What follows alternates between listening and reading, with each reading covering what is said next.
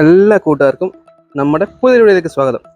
ഇന്ന് ഞാൻ നിങ്ങൾക്ക് വേണ്ടി കൊണ്ടുവന്നിരിക്കുന്നത് നിങ്ങൾ ഈ കാണുന്ന പോലെ ഹോണ്ടയുടെ ഏറ്റവും പുതിയ SP125 2025 മോഡലും 2024 മോഡലും. അപ്പം ഇതിൻ്റെ ഒരു റിവ്യൂ കാര്യങ്ങളൊക്കെ ഇതിനു മുമ്പ് ചെയ്തിട്ടുണ്ടായിരുന്നു. ഇതിപ്പം ചെയ്യുന്നത് പഴയ മോഡലും പുതിയ മോഡലും തമ്മിലുള്ള കമ്പാരിസൺ, അതായത് എന്തൊക്കെ മാറ്റങ്ങളാണ് നിലവിൽ ഹോണ്ട ഈ രണ്ട് വണ്ടികളിൽ നിന്ന് കൊണ്ടുവന്നിട്ടുള്ളതാണ് നോക്കാൻ പോകുന്നത്. അതായത് പഴയ മോഡലിൽ നിന്ന് പുതിയ മോഡൽ വന്നപ്പോൾ എന്തൊക്കെ ചേഞ്ച് സെയിം വണ്ടിയിൽ വന്നിട്ടുണ്ട്, അതുപോലെ വില, മൈലേജ്, ഇങ്ങനെയുള്ള കാര്യങ്ങളെല്ലാം നമ്മൾ നോക്കുന്നുണ്ട്. അപ്പോൾ ആദ്യമായിട്ട് നമ്മുടെ വീഡിയോ കാണുന്നെങ്കിൽ നമ്മുടെ ചാനൽ ഒന്ന് സബ്സ്ക്രൈബ് ചെയ്യുക, തൊട്ടടുത്ത ബെല്ലൈക്കൺ ഓൺ ആക്കുവാണെങ്കിൽ ഞാൻ കൊണ്ടിരുന്ന ഇതുപോലുള്ള എല്ലാ വീഡിയോസും നിങ്ങൾക്ക് കിട്ടുകയാണ്. നേരെ നമുക്ക് ഈ രണ്ട് വണ്ടിയുടെ കമ്പാരിസണിലോട്ട് കിടക്കാം.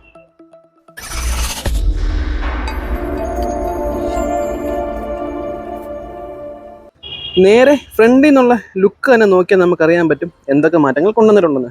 അപ്പോൾ ആൾക്കാർ ഒരുപാട് പറയുന്നുണ്ട് ഹോണ്ട ഇപ്പോൾ പുതിയ 2025 മോഡൽ കൊണ്ടുവന്നപ്പോൾ ഒരു അപ്ഡേഷനും കൊണ്ടുവന്നിട്ടില്ല, ഒരു മാറ്റവും കൊണ്ടുവന്നിട്ടില്ല, വണ്ടി സെയിം തന്നെയാണെന്ന് പറയുന്നു. എങ്കിൽ നിങ്ങൾ നോക്കിക്കോ, രണ്ട് വണ്ടിയും തമ്മിലുള്ള ഡിഫറൻസ് ഇപ്പം തന്നെ ഒറ്റ നോട്ട് തന്നെ കാണാൻ മനസ്സിലാവും. കണ്ടില്ലേ, ഫ്രണ്ടിൽ നിന്നുള്ള ലുക്ക് തന്നെ ഇൻറ്റയർലി ഡിഫറെൻ്റ് ആയിട്ടുണ്ട്.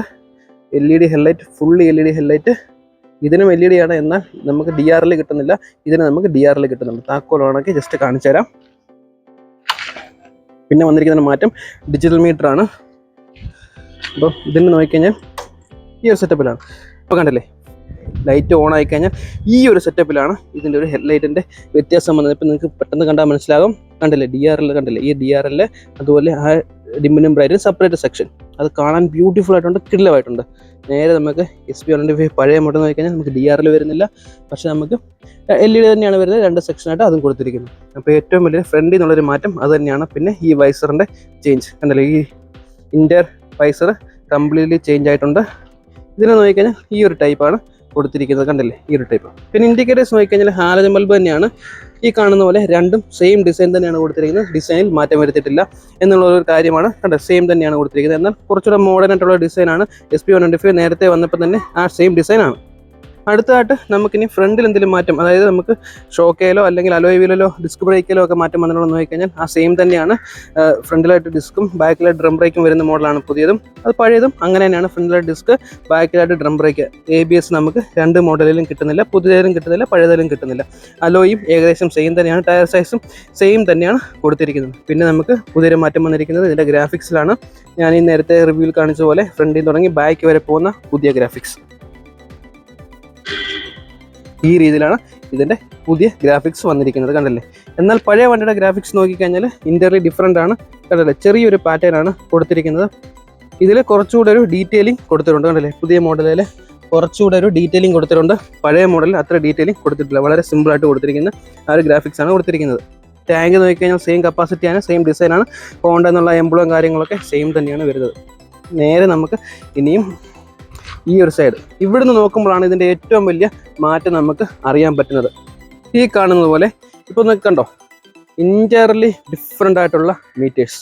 ഈ കാണുന്നത് കംപ്ലീറ്റ്ലി ഡിഫറെൻ്റ് ആണ്. ഈ കാണുന്നത് പോലെ കണ്ടില്ലേ, ഇത് ഫുള്ളി ഒരു TFT ഡിസ്പ്ലേ ആണ് കൊടുത്തിരിക്കുന്നത്. എന്നാൽ ഇത് വരുന്നത് ഒരു സാധാ ഡിജിറ്റൽ മീറ്ററാണ്. ഓണായി കഴിയുമ്പോൾ 2024 മോഡലിൻ്റെ ഈ ടൈപ്പാണ് ഇതിൻ്റെ ഡിസൈൻ കൊടുത്തിരിക്കുന്നത്. പെട്രോള്, സ്പീഡ്, ടൈം, ഗിയർ വാണിങ്, കിലോമീറ്റർ, ഇത് പിന്നെ എക്കോളുള്ള ഇൻഡിക്കേഷൻ, ഇത് സെറ്റ് ചെയ്യാനുള്ള രണ്ട് സ്വിച്ച്. ഈ ടൈപ്പാണ് ഇതിൻ്റെ സ്വിച്ച് കൊടുത്തിരിക്കുന്നത്. വളരെ നോർമലായിട്ടുള്ള നമുക്ക് വേണ്ട കാര്യങ്ങൾ, അതായത് distance to MT, average mileage, അങ്ങനെയുള്ള കാര്യങ്ങളൊക്കെ അറിയാൻ പറ്റിയ മീറ്റർ, ലൈവ് മൈലേജ് ഒക്കെ അറിയാം. ആ സെയിം നോക്കിക്കഴിഞ്ഞാൽ പുതിയ വണ്ടിയുടെ മീറ്റർ വരുമ്പോൾ കംപ്ലീറ്റ്ലി ചേഞ്ച് ആയിട്ടുണ്ട് പഴയ വണ്ടിയെക്കാട്ടിൽ. ഇപ്പം നിങ്ങൾ കാണുന്ന പോലെ കണ്ടില്ലേ, ഒരു TFT display, fully digital meter with Bluetooth കണക്ടിവിറ്റിയും ഈ ഒരു മോഡലിൽ കൊടുത്തിട്ടുണ്ട്. ഇതൊക്കെ നമുക്ക് സൈലൻ്റ് ആക്കാനും മൊബൈലിൻ്റെ ഈ ഒരു വാണിംഗ് കണ്ടില്ലേ, അതേപോലെ ഈ മീറ്ററിൻ്റെ ഭാഗത്ത് സ്വിച്ചസ് ഒന്നും കാണുന്നില്ല. കംപ്ലീറ്റ്ലി നമുക്ക് വാണിംഗ് കാര്യം മാത്രമേ വരുന്നുള്ളൂ.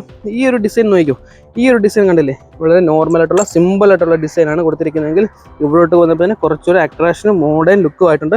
ഈ ഒരു ഭാഗങ്ങളൊക്കെ കാണുമ്പോൾ വലിയൊരു ടാബ്ലറ്റ് എടുത്ത് വെച്ച പോലെ ഒരു ഫീലിംഗ് കാര്യങ്ങളൊക്കെ നമുക്ക് കിട്ടുന്നുണ്ട്. ഇഗ്നിഷനും കാര്യങ്ങളൊക്കെ സെയിം തന്നെയാണ് വരുന്നത്, അതിൽ മാറ്റമില്ല. ഈ കാണുന്നില്ലേ, ഇഗ്നിഷനും കാര്യങ്ങളൊക്കെ സെയിം ആണ്. പിന്നെ സ്വിച്ചസിന് നോക്കിക്കഴിഞ്ഞാൽ ഇതാണ് ഇവിടെ ഏറ്റവും വലിയൊരു മാറ്റം വന്നിരിക്കുന്നത്.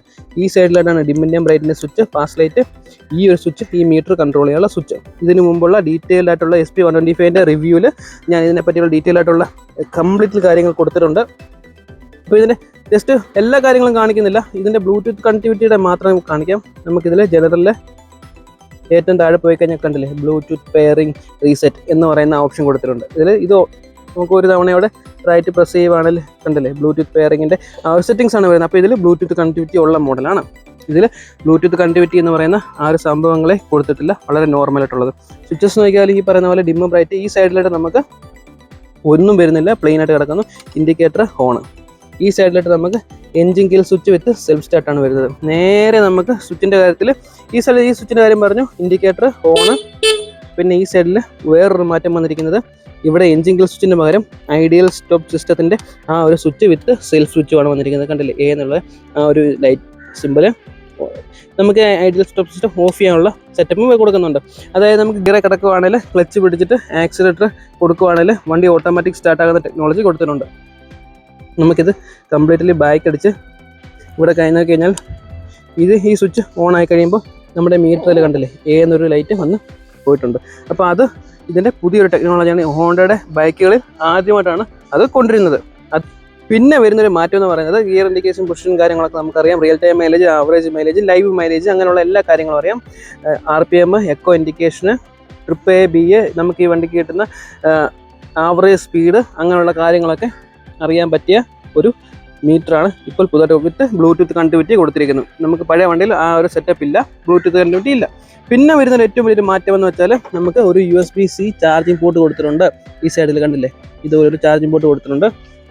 അത് നമുക്ക് പഴയ വണ്ടിക്ക് അങ്ങനെയുള്ള ആ ഒരു ചാർജിങ് പോർട്ടോ കാര്യങ്ങളൊന്നും വരുന്നില്ല എന്നുള്ളത് നോക്കണം. പിന്നെ അതുപോലെ ഗിയർ ഇപ്പോൾ നോക്കി കഴിഞ്ഞാൽ 5 സ്പീഡ് ഗിയർ ബോക്സ് തന്നെയാണ്. സെൻസറും കാര്യങ്ങളൊക്കെ രണ്ട് വണ്ടിക്കും വരുന്നുമുണ്ട്. അടുത്ത ഏറ്റവും വലിയൊരു അപ്ഡേഷൻ വന്നിരിക്കുന്നത് ഇതിൻ്റെ ബാക്ക് സൈഡാണ്. നിങ്ങൾ ഈ കാണുന്ന പോലെ രണ്ടും ഇൻറ്റർലി ഡിഫറെൻ്റ് ആയിട്ടുണ്ട്. നമുക്ക് പഴയ മോഡൽ ഈ ടൈപ്പ് ആണെങ്കിൽ ഒരു ഹാലജൻ ബൾബാണ് വരുന്നത്. ബാക്കിലായിട്ടുള്ള ഇൻഡിക്കേറ്റേഴ്സ് ആയാലും ഹാലജൻ ബൾബ് തന്നെയാണ് വരുന്നത്. നേരെ നമുക്ക് പുതിയ മോഡൽ നോക്കിക്കഴിഞ്ഞാൽ ഈ ടൈപ്പ് ഫുള്ളി LED ആക്കിയിട്ടുണ്ട്. അതായത് നമുക്ക് SP160 കിട്ടിയ സെയിം മോഡൽ ആ M ഷേപ്പിൽ വരുന്ന ആ ഒരു ടൈലറ്റ് LED ടൈലറ്റ് ആണ് ഇപ്പോൾ വരുന്നത്. അതും ഒരു മാറ്റമാണ്, അപ്ഡേഷനാണ്. പിന്നെ ഇൻഡിക്കേറ്ററൊക്കെ ഞാൻ പറഞ്ഞാൽ ഹാലനാണ്, അതിൽ മാറ്റമില്ല. ഈ ബാക്കിലെ ഈ ഒരു ഭാഗം കണ്ടോ, ഇതും ഇൻ്റർലി മാറിയിട്ടുണ്ട്. കണ്ടല്ലേ ബാക്കിൽ ഈ ടൈപ്പ് ആണെങ്കിൽ ഇതിൽ ഈ ടൈപ്പാണ് കൊടുത്തിരുന്നത്. അപ്പോൾ അവിടെയും മാറ്റങ്ങൾ സംഭവിച്ചിട്ടുണ്ട്. ബാക്കിൽ ഡ്രം ബ്രേക്കാണ് വരുന്നത്. പിന്നെ ഷോക്കിങ്ങിൻ്റെ സിസ്റ്റമൊക്കെ സെയിം തന്നെയാണ്, അഡ്ജസ്റ്റ് ചെയ്യാൻ പറ്റുന്ന ഷോക്കും കാര്യങ്ങളൊക്കെ ഡ്യുവൽ ഷോക്കും കാര്യങ്ങളൊക്കെ കൊടുത്തിട്ടുണ്ട്. അലോയ് വീലും ബാക്ക് ടയറിൻ്റെ സൈസും സെയിം തന്നെയാണ് വരുന്നത്. അതിൽ ഒരു മാറ്റവും വരുത്തിയിട്ടില്ല.